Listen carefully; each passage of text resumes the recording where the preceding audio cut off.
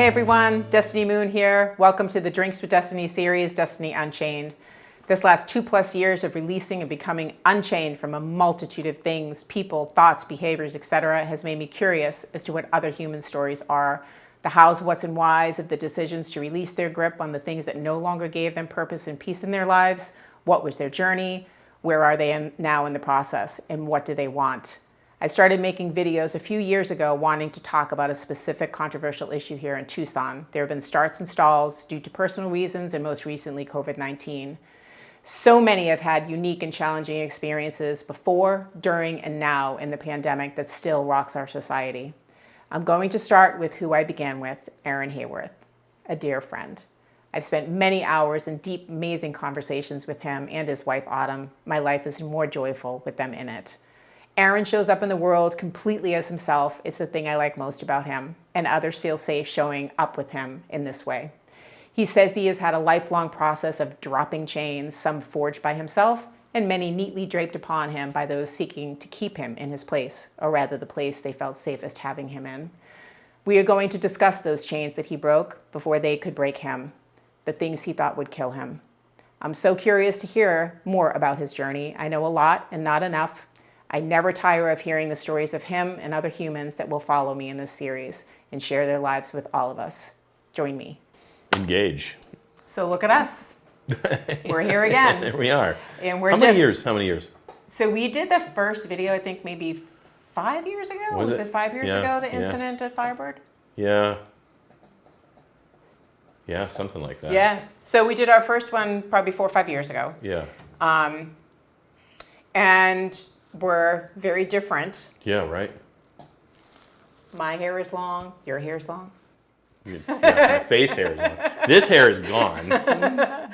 And now here we meet again. And it seemed appropriate that in the first new series that it be with you, because you were my first last time. Not really my first. That didn't sound good, did it? Edit that in. He's going to edit that. And so what is the drink that we're having today? So this is an Americano, kind of more of a riff on an Americano. Okay. What's in it? Because it's delicious. It is basically bourbon, sweet vermouth, and Campari. I did add a little bit of bitters in there. I like Angostura bitters. I put it in just about anything. Okay. So we're talking about being unchained. Yes. And we've had lots of conversations about this shit, right? Yeah. Unfortunately. Yeah. What was your service in the Navy? What did you do in the Navy? And how long was your service in the Navy? I spent 6 years in the submarine service. I was a radioman on 2 different nuclear submarines. Most of the stuff that we did was, Nuclear submarines. So, yeah, most of what we did was kind of like intel-based, black ops, those sort of things. So I can't really, say too much on camera about it, but because I'm still bound by lifelong non-disclosure agreements. Right.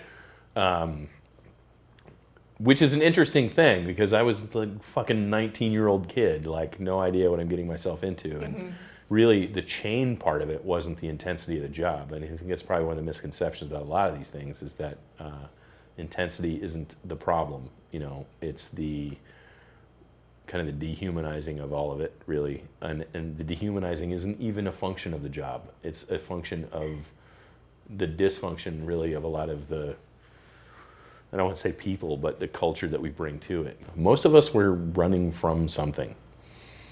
And we were all smart, and we were all talented. It was a weird environment. It was very unlike anything else in the military.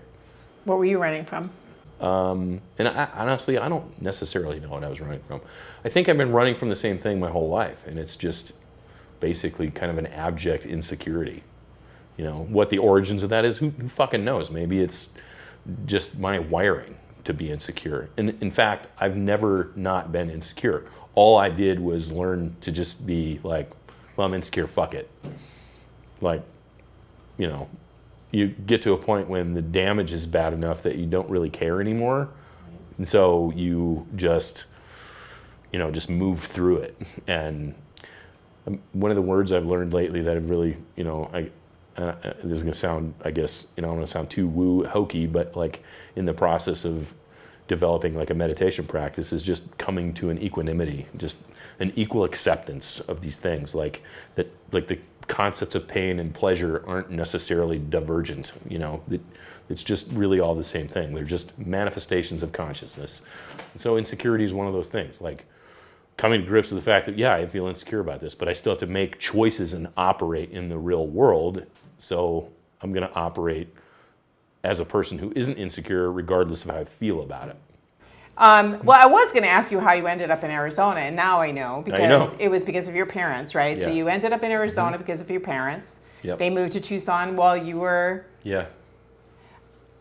under the Atlantic, like below the surface of the Atlantic Ocean, on your way to Italy. Your parents moved to Tucson, Arizona. You found out when you were in Italy. And then so when you left the Navy, of course, you naturally came to Tucson, Arizona. Right. Started in the fire service. Yeah. Met your wife. Divorced you were married for 4 years. Yeah. I was about a year outside of my divorce when I met Autumn. Okay. And that was on advice of my therapist. Okay.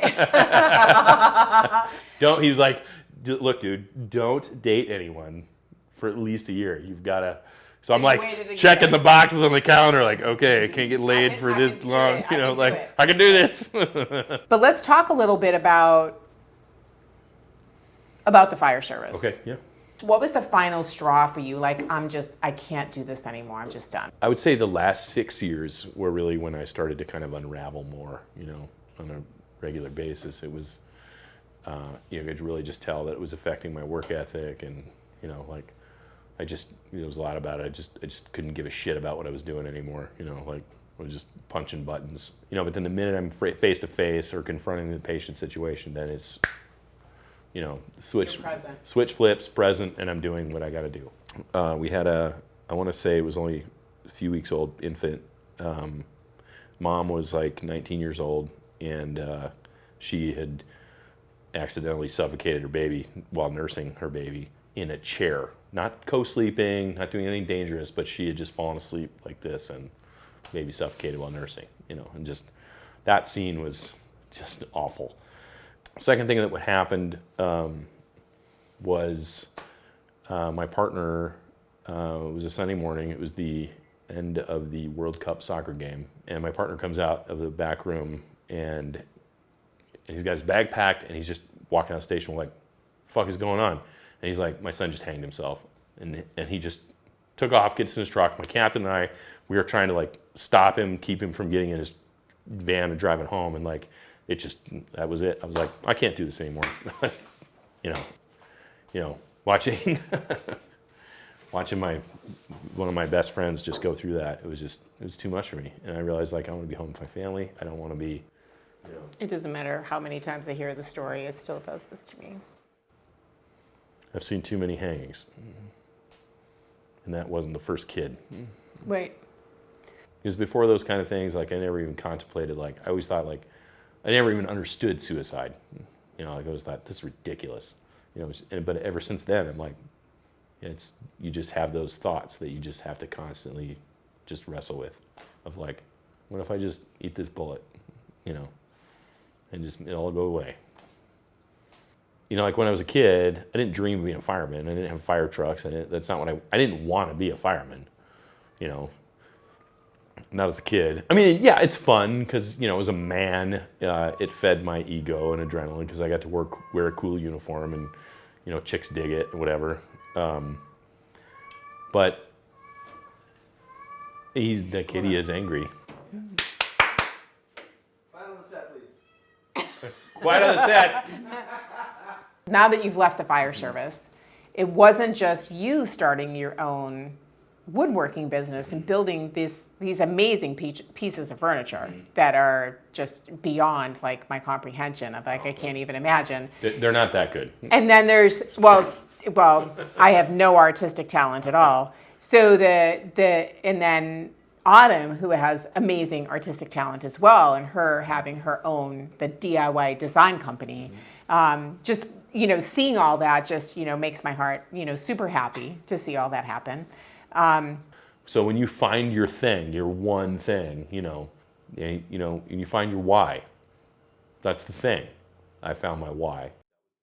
Yeah, leaving the fire department was me taking that leap without a parachute. And I think that's the key, is that if you think that you're going to try to do something with a safety net, you will never do it. There's an analogy, and I'll close with this. There's a story. These are called koans. Koans are like philosophical meditations, that something you kind of ruminate on.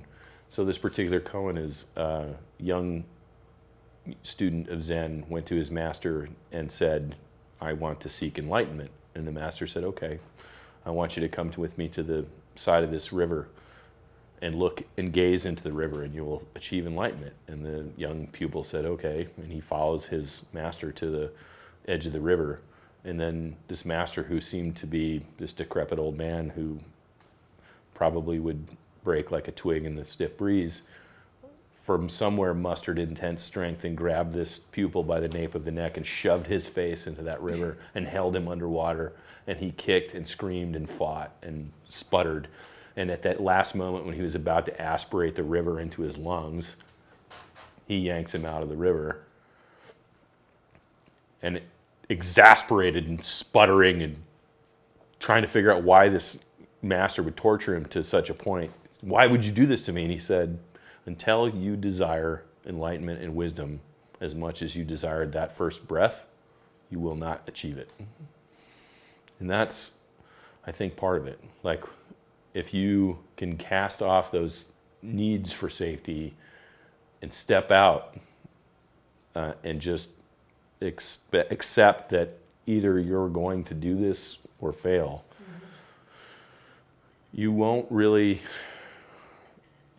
put forth the effort to live up to the potential that's inside of you.